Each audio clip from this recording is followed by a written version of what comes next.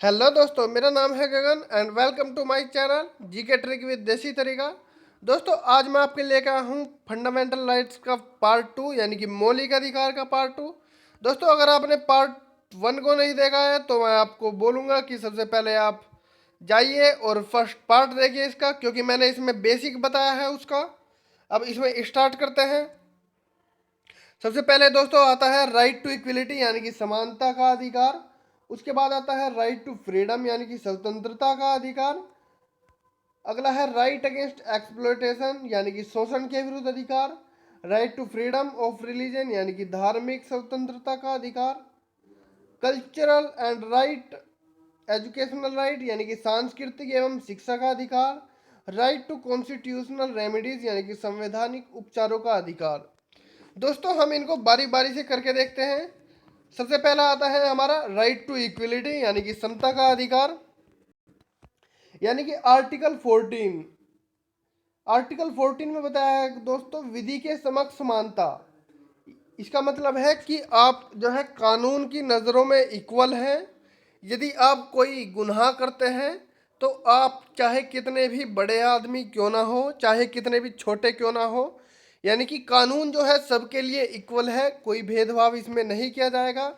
यदि अगर आप फिर भी उल्लंघन करते हैं तो आपको आर्टिकल 14 के तहत कानूनी कार्रवाई की जाएगी।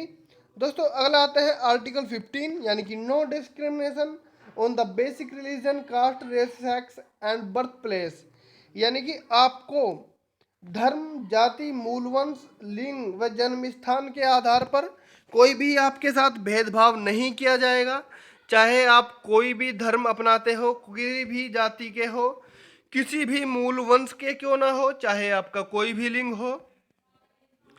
दोस्तों, अगला आता है आर्टिकल 16 यानी कि लोक नियोजन में समान अवसर की समानता यानी कि इक्वल अपॉर्चुनिटी टू ऑल।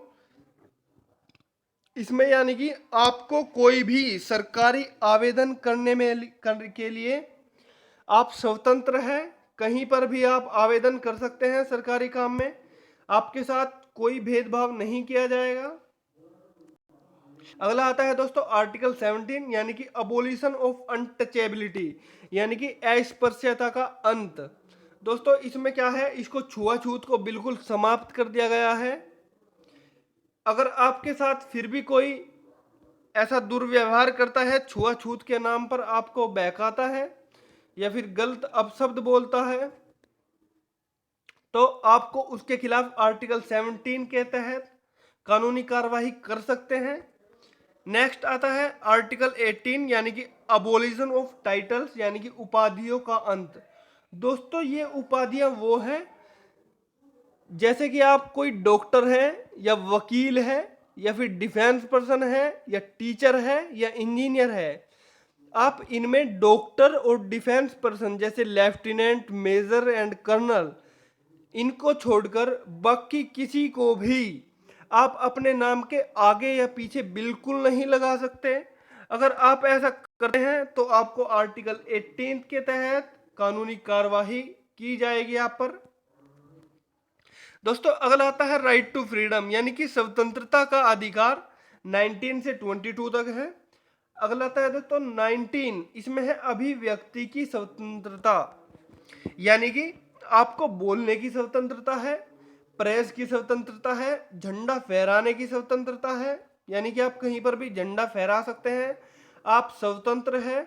शांतिपूर्ण रूप से एकत्रित होने की स्वतंत्रता यानी कि समूह बनाने की स्वतंत्रता, पूरे भारत में आवागमन की स्वतंत्रता और पूरे भारत में निवास करने की स्वतंत्रता और पूरे भारत में आपको आजीविका यानी कि रोजगार की स्वतंत्रता है।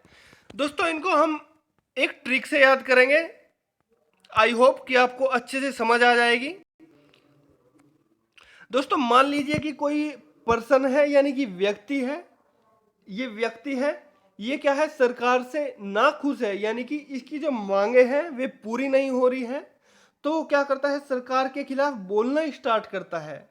और जैसे वो उसको बोलना स्टार्ट करता है तो सरकार के कानों में उसकी आवाज फिर भी नहीं जाती है, तो वो प्रेस के माध्यम से क्या करता है, सरकार को अपनी बात पहुंचाने की कोशिश करता है, लेकिन फिर भी सरकार नहीं मानती है, तो वो झंडा फहरा फहरा कर क्या करता है, अपनी आवाज पहुंचाने की कोशिश करता है। उसके बाद फिर भी सरकार नहीं सुनती है तो वो शांतिपूर्ण रूप से लोगों को इकट्ठा करता है, यानी कि समूह बनाता है, एकत्रित करता है उनको एक जगह। लेकिन फिर भी आपको पता होगा कि सरकार नहीं सुन रही उसकी बात फिर भी, तो वो क्या करता है, पूरे भारत में आवागमन, यानी कि पूरे भारत में घूम घूम कर वो लोगों को जागरूक करता है, अपने साथ मिलाता है। ठीक है, लेकिन सरकार उसकी बात सुन ही नहीं रही है। ठीक है, तो वो पूरे भारत में निवास करेगा, यानी कि जगह जगह पर रहकर लोगों को जागरूक करेगा। और दोस्तों जब वो जागरूक करेगा, यानी कि जगह जगह पर रहेगा, तो उसको खाने पीने के लिए कुछ तो चाहिए ना, तो वो क्या करेगा, रोजगार भी स्टार्ट करेगा, यानी कि उसको जीवित रहने के लिए कुछ ना कुछ काम करना पड़ेगा। अगला आता है दोस्तों आर्टिकल 20 में है दोस्तों, अपराध के दोष एवं रिद्धि सिद्धि के संदर्भ में संरक्षण। यानी कि अगर आप कोई अपराध करते हैं, यानी कि आपने कोई मर्डर कर दिया गया है, तो आपको उसी समय के कानून से सजा दी जाएगी जिस समय आपने मर्डर किया था। यानी कि आपने अगर 10 साल पहले कोई मर्डर किया था और 10 साल बाद जो कानून चेंज हो गया है, तो आपको 10 साल बाद वाले कानून से सजा ना देकर जो 10 साल पहले आपने मर्डर किया था उसके हिसाब से ही सजा दी जाएगी। दोस्तों अगला है कि आपको खुद के विरुद्ध गवाही देने पर बाध्य कतई नहीं किया जाएगा, कि आप जबरदस्ती ये मर्डर की हामी भर लो कि आप ही ने ये मर्डर किया है। ठीक है, और दोस्तों एक अपराध की एक ही सजा होगी, ये नहीं है कि आपने अपराध एक किया है और आपको और चीज की भी सजा दे दी गई, यानी कि आपने चक्कू चलाया है और आप पे लगा दिया है और भी 2-4 केसेस ठोक दिए गए हैं आपके ऊपर। दोस्तों जो आर्टिकल 19 है, इसको जो है इमरजेंसी के समय निरस्त किया जा सकता है, लेकिन जो आर्टिकल 20 है और 21 है, इनको आपातकाल के समय भी नहीं किया जा सकता। आर्टिकल 21 में क्या है, स्वतंत्रता, यानी कि फ्रीडम टू लिव, यानी कि आपको स्वच्छ जल, स्वच्छ वायु एवं अच्छा खासा भोजन, यानी कि जो कि आपके दैनिक यानी कि देह प्राणों के लिए जो इंपॉर्टेंट है, यानी कि आप उनके बिना बिल्कुल नहीं रह सकते, वे ये अधिकार है आपको कि आप अच्छे से ये काम करें। अगला आता है दोस्तों आर्टिकल 21A, इसको जो है 86वें संविधान संशोधन के अकॉर्डिंग, यानी कि 86th अमेंडमेंट एक्ट 2002 के अकॉर्डिंग 6 से 14 साल के बच्चों के लिए अनिवार्य एवं निःशुल्क शिक्षा का प्रावधान किया गया है। यानी कि 6 से 14 साल का कोई भी बच्चा अगर आपको कोई काम करता हुआ दिखे किसी के घर नौकर फैक्ट्री वगैरह में, तो ये गलत बात है, उसके लिए भी अमेंडमेंट किया गया है।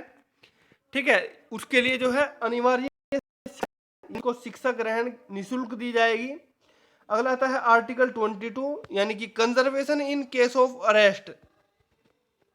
यह है दोस्तों गिरफ्तारी के संबंध में संरक्षण, यानी कि अगर आपको पुलिस गिरफ्तार करती है तो आपको दोस्तों अधिकार है उनसे पूछने का कि आपको किस अपराध के लिए बंदी बनाया गया है, यानी कि गिरफ्तार किया जा रहा है।